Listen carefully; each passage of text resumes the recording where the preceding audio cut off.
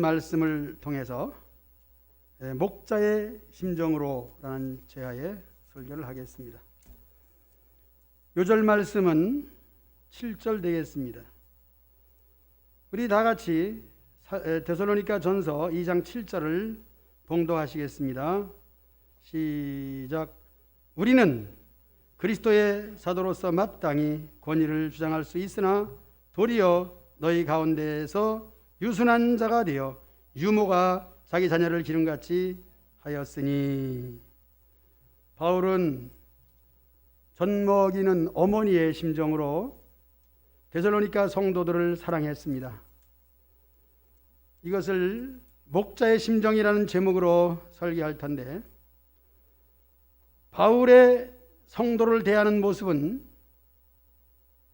목자와 양의 관계로 또 임금과 백성의 관계로 표현할 수 있는 바, 바울은 부모와 자녀의 관계로 나타나고 있습니다. 어머니라고 했고 아버지의 심정이라고도 했습니다. 본문에서 부모와 자녀의 관계로 목회자는 부모가 되고 성도들은 자녀가 됨을 이해하게 됩니다. 교회는 천국의 그림자이며 모형으로서 서로의 관계가, 즉 성도와 목회자의 관계가 이렇게 부모와 자녀와의 관계 속에서 지난다면 참된 교회요 즐거운 신앙생활이 될 줄로 믿습니다. 이 관계가 깨지면 서로가 힘들지요. 어머니나 아버지도 자녀를 낳아서 기르면서 그 관계가 깨어질 때 얼마나 애타겠습니까? 자녀도 얼마나 방황하겠습니까? 이 관계가 잘 이어지고 계속되는 복된 교회 되기를 주님의 이름으로 축복합니다. 7절 말씀, 유모가 자녀를 기름같이 한다고 했습니다. 바울이 우리는 그리스도의 사도로서 마땅히 권위를 주장할 수 있으나 그랬습니다.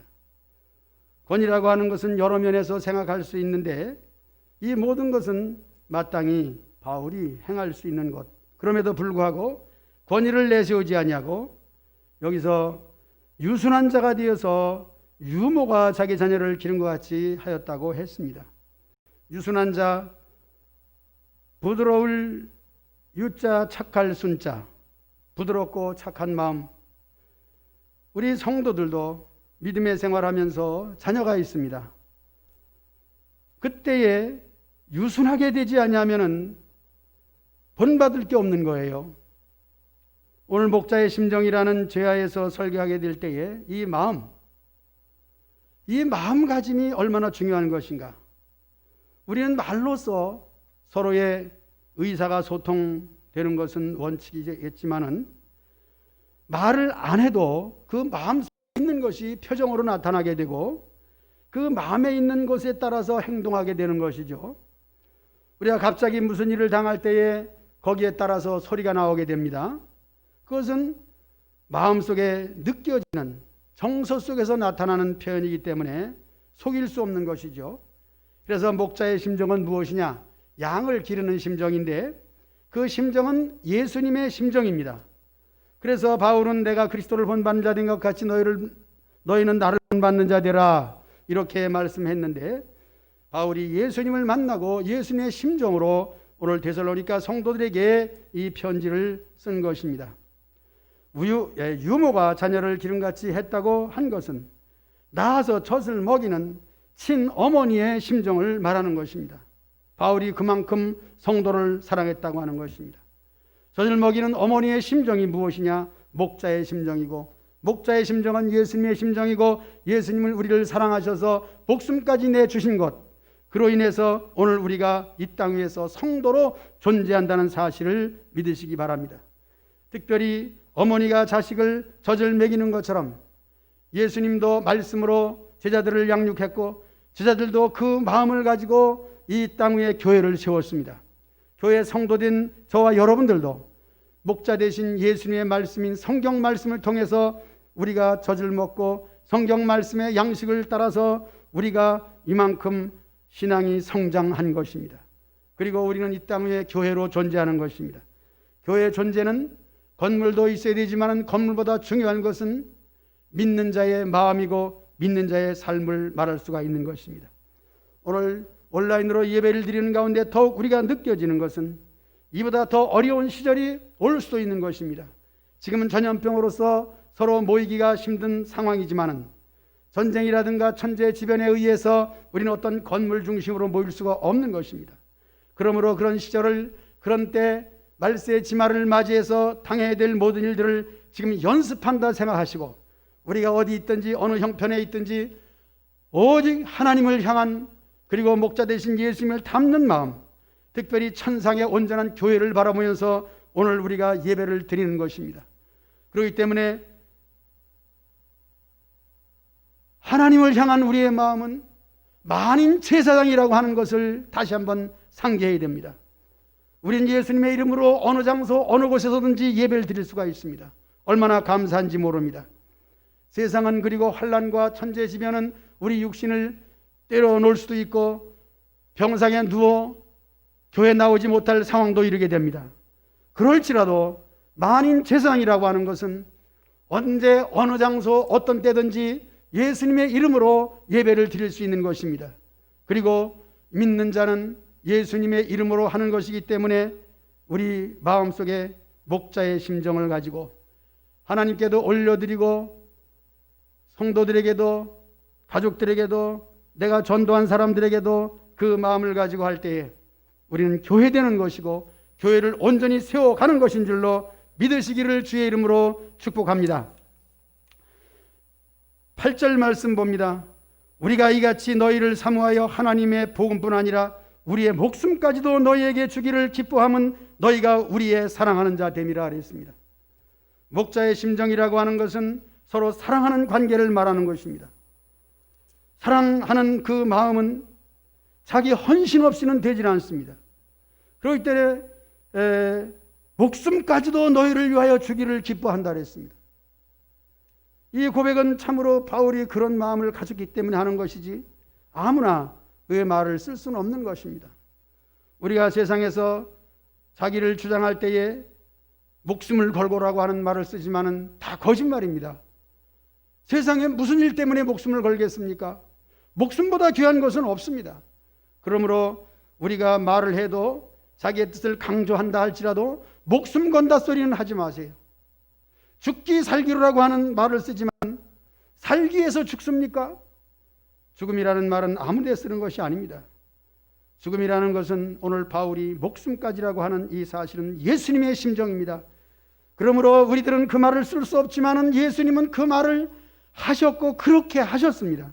목숨을 우리 위해서 바치신 예수님, 예수님을 믿는 특별히 바울은 목회자로서 성도들을 위하여 목숨을 바칠 수 있는 각오가 된 사람입니다. 더 나아가서 우리에게 적용시켜 볼 때에 우리 자신도 믿음의 생활을 함에 있어서 정말 순교적 신앙을 갖지 아니하면 믿음을 유지할 수가 없는 것입니다. 이렇게 전염병 시대를 맞이해서 더욱 우리 순교적 심정을 가지고 해야 됩니다. 방역당국의 지침도 우리는 잘 따라야 되는 것도 우리가 해야 될 일이고, 그런 속에서도 우리가 온라인으로 집에서 예배를 드리는 이 상황 속에서도 순교적 정신이 아니하면은 이 교회를 틈타서 예배를 등한히 여기고 자기 마음대로 놀러 다니고 자기의 생각으로 주의를 성수하지 못하는 일이 발생되기도 합니다. 우리는 이때 더욱 정신을 차려야 됩니다. 우리가 참 자유를 가지고 문제가 없을 때에 정말 이렇게 교회를 사랑하며 모이기를 힘쓰는 일에 얼만큼 우리의 생각을 집중했는가, 정신을 차리고 이럴 때가 오는구나, 이럴 때를 대비해서 우리는 더욱 교회를 사랑하고 모이기를 힘써야 되겠구나 하는 마음을 가지시기를 주의 이름으로 부탁을 드립니다. 이것은 바로 순교적 신앙생활이면서 바울이 말한 것처럼 우리가 목숨까지도 너희를 위하여 주기를 기뻐했다 그랬습니다. 이것이 바로 무엇이냐? 우리의 사랑하는 자 되기 때문이라고 하는 것이죠. 사랑하는 사람을 위해서는 바칠 수가 있고 드릴 수가 있는 것, 그것이 목숨인데, 그러므로 세상에서는 혹 자식을 위해서, 자녀를 위해서는 자녀가 아플 때는 내가 대신 아파 주기를 바라나 그것도 할 수 없는 것입니다. 대신 아픔이라는 것은 할 수 없는 것이죠. 그러나 자녀가 죽는 자리에서 내가 죽는다면 자녀가 살 수 있다, 그때는 죽을 수 있는 것이겠죠. 아픔도 내가 아파준다면 자식이 안 아프다. 있을 수 없는 얘기지만 그렇다게 된다면 그렇게 할 수 있는 것이죠. 그러나 이것은 아무나 할 수 있는 것이 아니라 오직 바울만이 그 말을 쓸 수 있는 것이고, 이것은 목자의 심정, 예수님만이 할 수 있는 것입니다. 우리는 말을 할지라도 될 수 없는 말을 할 때가 있습니다. 그러나 예수님께서는 목숨을 바치고 십자가에서 죽으심으로 말미암아 될 수 있는 것, 그것은 오직 예수님만 할 수 있는 것인데, 그것이 대속의 죽음이라는 것입니다. 이 세상에서 대속할 수 있는 것이 몇 가지가 있습니다. 그것은 감옥에 갇혀 있는 자를 돈을 걸고 그것을 이제 속전, 즉 뭐라 그러죠? 돈을 갖다 걸면 보석, 병보석. 우리 목사님, 부목사님이 아니었으면 나도 모를 뻔했네. 보석으로 풀려날 수가 있는 것이죠. 그러나 이 죽음에 대해서는 보석이 없습니다. 죽을 사람을 의사가 고치든지 약으로 고치든지 그것을 할 수 없을 때는 죽음을 대신할 수 없습니다. 그러나 이 죽음을 대신할 수 있는 것은 하나님만 할 수 있는 것인데, 바로 죄 사함입니다. 죄 지은 사람은 반드시 죽는 것인데, 이 죽음을 대신할 수 있는 것 하나님께서 제정하셨고, 하나님께서 독생자 죄 없는 아들을 죽게 하심으로 말미암아 그를 믿는 자들에게 구원을 주시는 이 대속의 죽음은 오직 목자 되신 예수님만 할 수 있는 것입니다. 우리는 그 예수님을 믿습니다. 예수님을 믿음으로 우리는 죄사함을 받았습니다. 바울은 바로 이것을 강조하는 것입니다. 바울이 말하는 것은 목숨까지도 너에게 주기를 기뻐한다고 하는 것은 예수님의 심정입니다. 따라서 우리도 예수님의 심정, 바울의 심정을 가지고 믿음의 생활을 할 때에 우리에게는 참된 자유를 얻게 되는 것입니다. 목숨까지도 두렵지 않다는 것입니다. 하나님을 위해서 내 목숨이 들어진다면 이것보다 더 큰 영광이 어디에 있겠는가 하는 것입니다. 바울의 심정, 목자의 심정, 오늘 우리에게 이렇게 어머니의 심정으로 말하게 되고, 바울은 또 11절에서 아버지가 자녀에게 하듯 한다는 말을 하고 있습니다. 물론 우리의 수고와 애쓴 것을 너희가 기억하리니 아무에게도 폐를 끼치지 아니하려고 밤낮으로 일하면서 너에게 하나님의 복음을 전했다고 말하고 있는 것은, 이렇게 목숨까지 주기를 아낌없이 고백하는 바울의 심정을 성도들이 안다는 것입니다. 그래서 오늘 말씀의 제목이 목자의 심정이에요. 이 심정이라는 것은 말로 하지 아니해도 그 마음을 성도들이 읽는다는 것입니다. 그리고 바울은 실제적으로 자비량하면서 천막 깁는 일을 하면서 일하면서 성도들과 같이 땀 흘리면서 생활 대책을 하고 성도들에게 복음을 전한 것입니다. 그것을 성도들이 안다는 것입니다. 성도들은 너무나도 지혜롭기 때문에 목회자가 하는 것을 너무 잘 알고 있습니다. 목회자가 하는 것이 진실이냐 거짓이냐를 잘 알고 있습니다. 그러므로 바울은 자신 있게 말할 수 있는 것, 아무에게도 폐를 끼치지 아니하려고 밤낮으로 일한다고 그랬습니다. 바로 일하는 그 중심, 성도들을 사랑하는 중심, 이것을 성도들이 알 때에 이제 11절에서 아버지가 자녀에게 하듯 한다는 말씀, 너희도 아는 바와 같이 우리가 너희 각 사람에게 아버지가 자기 자녀에게 하듯 권면하고 위로하고 경계한다 그랬습니다. 어머니의 성품과는 아버지도 같을 수도 있으나 그러나 대하는 태도는 엄격하고 인자한 면에 있어서 어머니와 좀 다르게 됩니다. 그래서 어머니는 그저 사랑으로 표현을 하고 아버지는 법적으로 아버지를 표현할 수도 있습니다. 그러나 아버지가 자녀에게 그냥 좋다 좋다 해주기만 한다면 그 자녀는 바로 클 수가 없는 것입니다. 아버지의 심정이라고 하는 것은 엄격하고 인자한 것이기 때문에 바울은 11절에서 우리가 너희 각 사람에게 아버지가 자녀에게 하듯 한다고 이렇게 권면에 대해서도 위로와 경계를 말하고 있는 것입니다. 위로하는 것도 가르치는 것도 권면하는 모든 것도 이렇게 어머니의 심정도 있어야 되지만은 아버지의 심정이 있어야 참된 목자라는 것을 믿으시기를 주의 이름으로 축복합니다. 그러므로 좀 어려운 일을 시킨다, 성경 말씀대로 살려고 하니까 나는 너무나도 힘들다, 그럴지라도 그 힘든 일을 감당할 수 있는 것, 아버지가 무서워서라도 아버지가 두려워서라도 말씀을 따라 사는 여러분 되시기를 주의 이름으로 축복합니다. 젖만 잘 먹어서 되는 것이 아니라 딱딱한 음식도 먹어야 되는 것입니다. 그것은 성숙을 말하는 것입니다. 그러므로 유모는 젖을 먹이기 때문에 어머니의 심정, 참으로 그것도 중요하지만은 엄격한 가운데 딱딱한 음식을 먹어야 또한 성숙한 사람이 된다는 사실을 기억하시고, 우리가 말씀에서 가르쳐 주시는 바와 교회에서 또한 목회자가 여러분들에게 시키는 모든 일들에 대해서 여러분들은 분별력이 있기 때문에 참 목자라는 것을 얼마든지 알 수가 있습니다. 그러므로 아버지의 심정으로 할 때는 그 심정으로 또한 받아들여야 될 것입니다. 저는 오늘 본문에 기록하지 아니한 말씀, 그 이후에 있는 말씀 13절을 저는 여러분들에게 더 설교하기를 원합니다. 13절을 보면 그렇게 기록이 되어 있습니다. 너희가 우리에게 들은 바 하나님의 말씀을 받을 때에 사람의 말로 받지 아니하고 하나님 말씀으로 받았다, 이렇게 말하고 있습니다.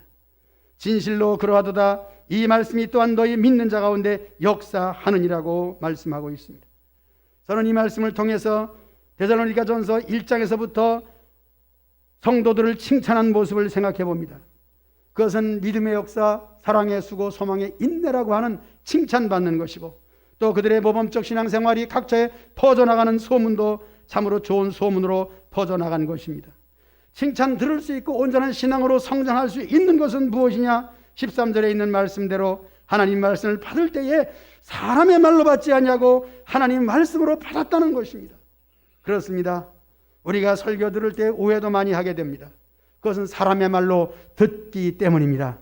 때로는 우리의 형편과 처지가 이러하기 때문에 나를 향해서 이렇게 말하는 것이나 책망하는 것이구나 하는 판단으로 생각할 수도 있습니다. 물론 그렇게 할 수가 있습니다. 그러나 우리는 버릴 것을 버려야 됩니다. 내 생각과 고집을 버리고 목사님은 강단에서 말씀할 때에 하나님 말씀을 하시는 거야, 이러한 마음을 가지고, 이러한 생각을 가지고, 이러한 심정을 가지고 할 때에 목자의 심정으로 목회하는 목회자의 마음처럼 이 말씀을 받아들이는 성도의 마음 따라서 이 말씀이 역사하게 되는 것인데, 말씀에 그렇게 기록이 되어 있습니다. 이 말씀이 또한 너희 믿는 자 가운데 역사하느니라 그랬습니다. 하나님 말씀은 살아있고 활력이 있다 그랬습니다. 운동력이 있다 그랬습니다.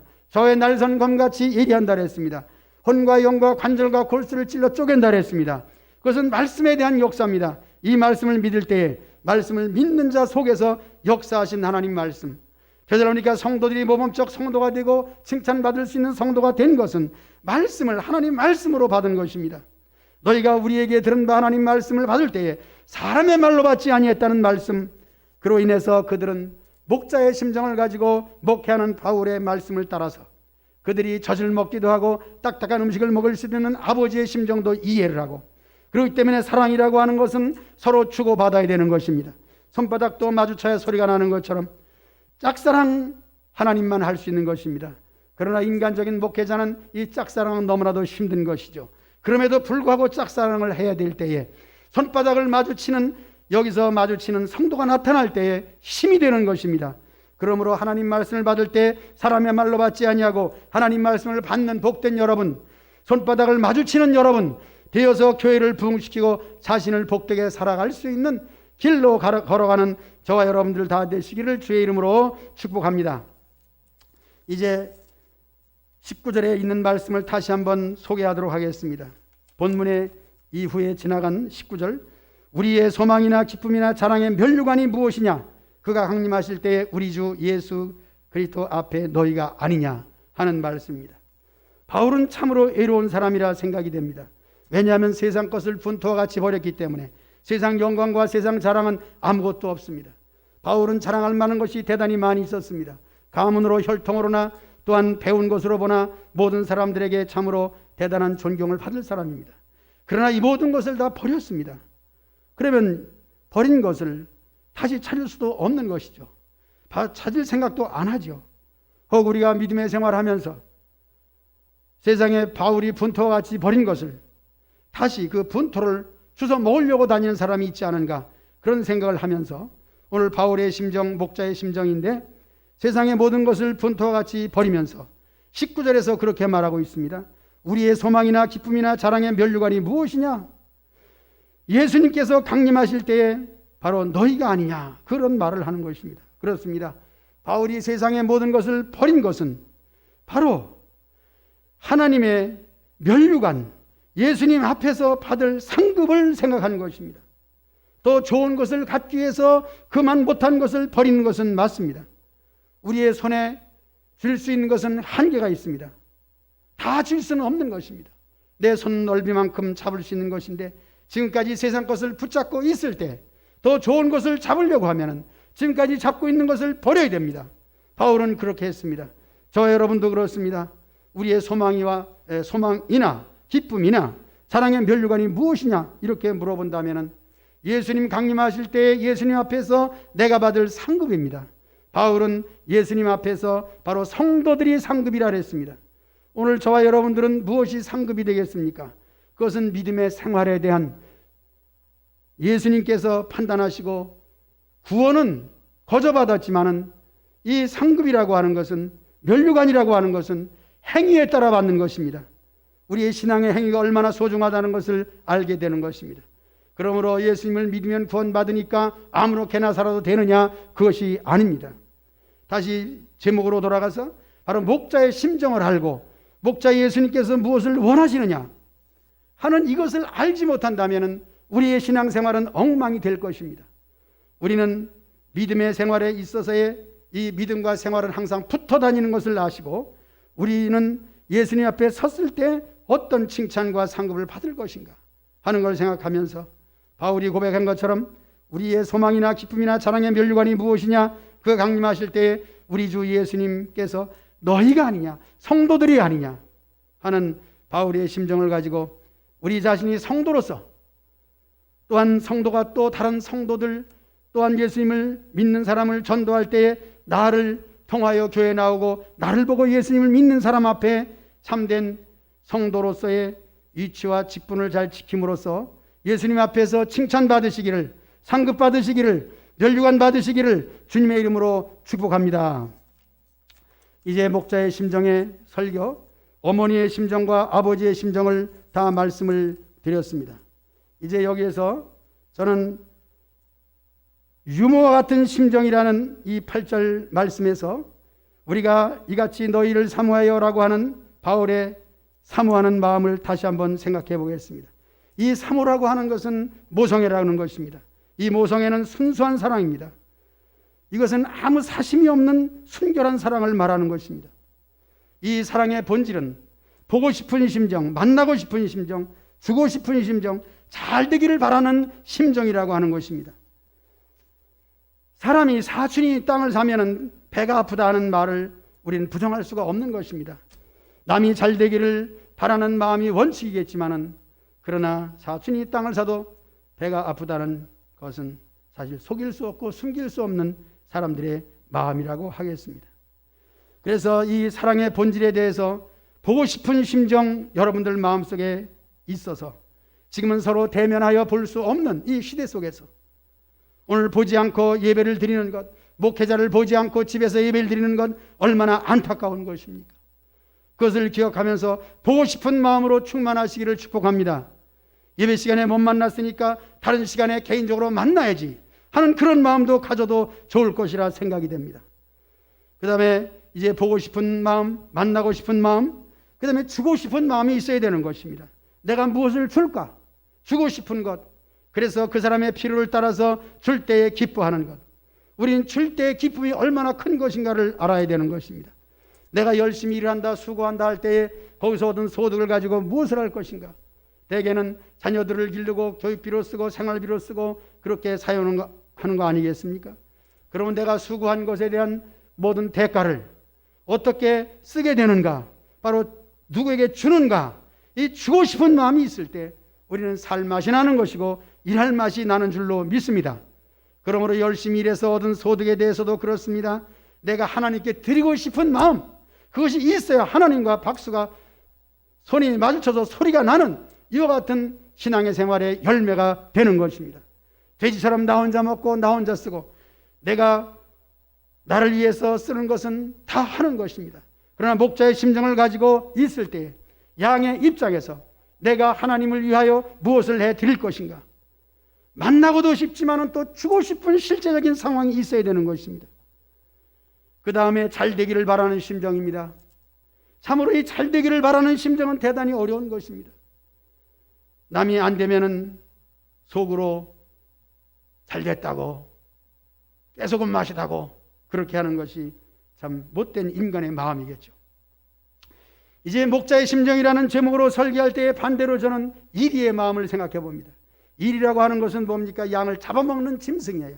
그것은 악한 것을 말하는 것이고 마귀를 대표할 수 있는 것이 이리가 되는 것입니다. 그러므로 우리가 살아가면서 사람을 대하든지 교회를 대하든지 목회자를 대하든지 성도를 대하든지 여기 대해서 어떤 마음을 가지고 하게 되는가? 남이 잘 되면 배 아픈다고 하는 이런 마음을 가지고 있을 때 이리의 심정이고 잡아먹는 심정이라고 말할 수 있는 것입니다.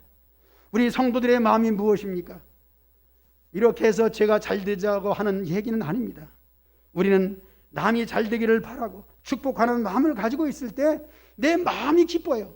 남에게 줄 때에, 내가 수고한 것을 줄 때에 거기에 대한 열매는 그 자체가 아니라 줄 때의 열매가 되는 것입니다. 이것이 여러분들이 다 자녀를 위해서 돈 벌어 쓰게 될 때에 자녀가 잘 되는 것, 바로 그런 심정을 가지고 우리 예수님도 그렇게 하셨고 바울도 그렇게 했으며 저 여러분들도 그렇게 잘 되기를 바라는 마음, 목자의 심정을 가지고 있을 때에 우리는 행복한 줄로 믿습니다. 목숨까지 주려고 하는 것 말씀을 드렸습니다. 이 표현은 차원 높고 엄숙한 심정일 수밖에 없습니다. 성도들을 위해서 목숨을 준다고 하는 것은 바로 인생에 하나밖에 없는 것이고 인생에 가장 귀한 것이고 인생의 전부가 목숨입니다.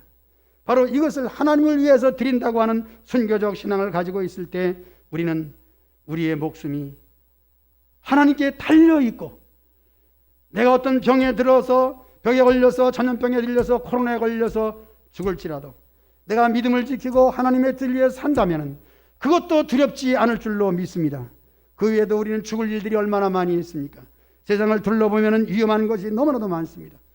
이번에 홍수에도 많은 사람들이 죽었습니다. 우리가 살아가면서 참으로 위험한 곳이 얼마나 많이 있습니까?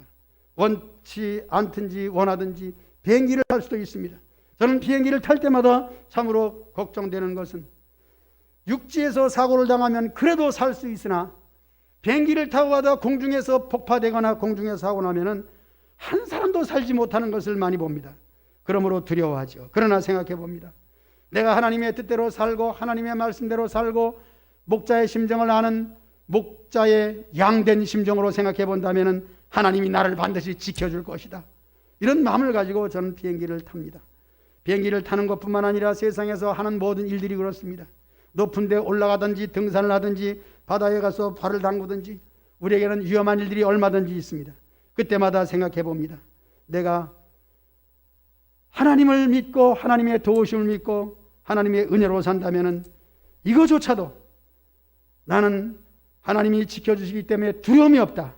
그러므로 오늘 말씀을 통해서 목자의 심정이라는 말씀을 통해서 우리는 이렇게 목숨까지 주려고 하는 예수님 마음처럼 내 목숨도 아낌없이 주를 위해서 드리겠습니다. 주를 위해서 못 드릴 것이 무엇이 있습니까? 이것을 드림으로써 나는 기쁩니다. 나는 최선을 다했고 나는 즐겁습니다. 이 순교적 신앙을 가지고 어려운 시대를 이겨나가시기를 주의 이름으로 축복합니다. 마지막으로 로마서 12장 1절 말씀부터 있는 말씀 가운데 하나님의 선하시고 온전하신 뜻이 무엇인지 분별하도록 하라. 이 정신과 이 태도는 바로 성도들을 하나님이 보내주신 양으로 생각을 하고 그렇게 해야 될 제 심정이면서 또한 요한복음 21장 15절에 있는 베드로에게 권면한 이 말씀, 내가 나를 사랑하느냐? 그러면 내 양을 먹이라, 내 양을 치라 하는 것입니다. 그렇습니다. 저는 여러분들에게 설교하지만은 이 설교는 곧 나에게 하는 설교입니다. 그러므로 제가 여러분들을 정말 사랑하지 않는다면 이 말씀이 저와는 상관이 없는 것이고 또 목자의 심정 될 수도 없는 것이기 때문에 목회 말년에 더욱 이 말씀을 저에게 주심으로 말미암아 내가 나를 사랑한다면, 내가 예수님을 사랑한다면 이 양을 먹이기 위해서, 이 양을 치기 위해서 어떻게 되겠는가 하는 것을 다짐하게 되는 것입니다. 이제 다시 본문 8절로 돌아가서 너희가 우리의 사랑하는 자 됨이라고 말씀한 것을 가지고 오늘 말씀을 마치기로 하는 것입니다. 사랑하는 자 된다고 하는 것 참으로 대단히 어렵습니다. 내가 이 세상에서 사람을 얼만큼 사랑하느냐, 여기 대해서 우리는 친구를 생각해 볼 때 정말 나에게 목숨까지 줄 수 있는 친구가 있느냐? 그것은 없습니다. 친구 그냥 친절할 뿐이고 어느 한계까지의 친구일 수밖에 없습니다. 그래서 그것은 강조할 필요가 없습니다. 그러나 여기서 사랑하는 자 된다는 것은 하나님께서 성도를 보내주셔서 교회를 만들어가는 가운데 제1생의 생명 같은 제1생의 모든 기업 같은 것이 성도 여러분들입니다.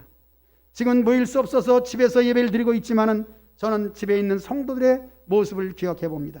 정말 유튜브로 예배를 드리는 가운데 교회를 더 사랑하게 되고 제 자신도 이렇게 성도들이 없는 비대면 가운데 예배를 드릴지라도 그 성도들이 어느 곳에 있든지 교회를 생각하고 나를 생각한다는 점에 있어서 나 또한 성도들을 먹이고 성도들을 가르치고 쳐야 되는 목양의 이 심정을 오늘 여러분들에게 고백하는 것입니다. 이제 교우들을 사랑하는 바울의 마음, 그것은 제 마음에 들어왔고 저도 그 말을 내 말씀에 적용시키면서 내 생활에 적용시키면서 목자의 심정으로 목회하기를 소원합니다. 여러분 기도 많이 해주시기를 주의 이름으로 부탁드리겠습니다. 이제 찬송 드리겠습니다. 이 찬송은 오늘 말씀에